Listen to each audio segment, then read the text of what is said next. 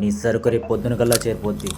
మళ్ళీ మళ్ళీ ఫోన్ చేసి చికిత్సకు పెట్రా ఫోను. రేయ్, ఎన్నిసార్లు చెప్పారా నీకు? ఏమైంది బావా? ఎప్పుడు తిన్నానా? నీ వల్ల ఒక్క డీల్ జరిగిందారా?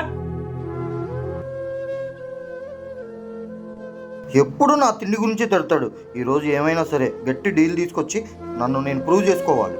గురు, మాల్ కావాలా? ఎవరు? సార్ అటు చూడండి, వాళ్ళు ఏదో మాల్ గురించి మాట్లాడుకుంటున్నారు సార్. రండి సార్ చూద్దాం. తమ్ముడు ఏదో మాల అంటున్నావా? మా దగ్గర మంచి సరుకు ఉంది, కావాలండి చెప్పండి. ఉందంట, పదా వెళ్దాం. ఎంతకి మీకు ఎంత కావాలి? నీ దగ్గర ఎంత ఉంటే అంత మొత్తం తీసుకుంటా. ఏయ్, మా బావ నన్ను పనికి మాలనోడు అంటాడా? ఈ రోజుతో హీరో అయిపోతా.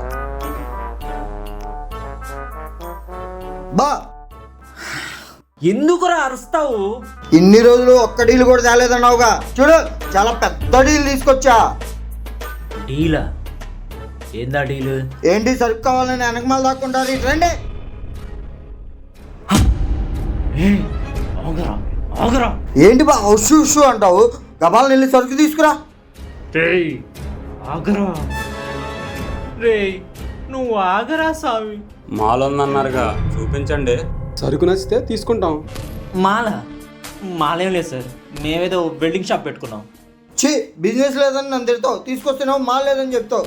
నిన్నగా 10 కేజీలు వచ్చింది.